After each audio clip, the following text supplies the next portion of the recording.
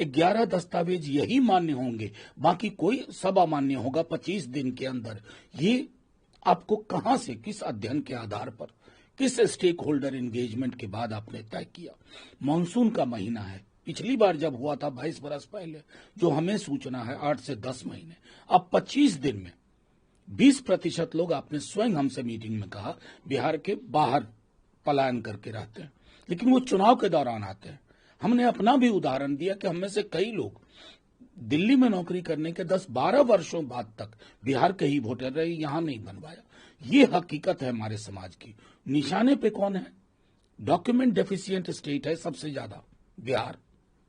आप ये हकीकत सब लोग जानते हैं, इस पर सरकार के पास आंकड़े उपलब्ध हैं, बावजूद उसके आप हठधर्मिता त्याग नहीं रहे। तो कल भारत बंद में भी ये एक महत्वपूर्ण मुद्दा है। लेकिन जैसा मैंने पहले कहा कि आर्टिकल 326 और रिप्रेजेंटेशन ऑफ पीपुल्स एक्ट में भी ये कहीं नहीं है कि यही दस्तावेज मान्य है। पहले आप कहते थे कोई मतदाता छूटे ना, अब आपने उसमें योग्य, और योग्य का फैसला क्या कौन करेगा? क्योंकि बिहार में कल विज्ञापन आया है चुनाव आयोग का बिहार में, पूरे उससे और कंफ्यूजन पैदा हुआ। ईआरओ, फील्ड ऑफिसर्स करेंगे। तो पूरा ये दाखिल करो योजना नहीं रही, ये बेदखल करो योजना है, जिसको हमारे कई साथी कह रहे हैं, पूरा बिहार कह रहा है वोटबंदी है।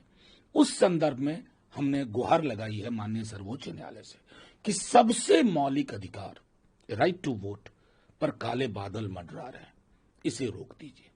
अपने ही लोगों को संदेह की नजरों से देखो।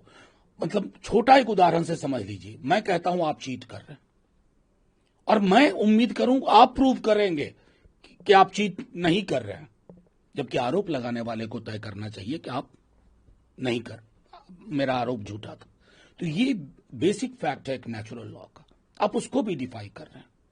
और जाहिर तौर पर जब कोई भी चीज ऐसे निर्णय होते हैं बिना सलाह के, बिना विमर्श के, बिना मशवरे के, तो लोगों का भरोसा उठता है।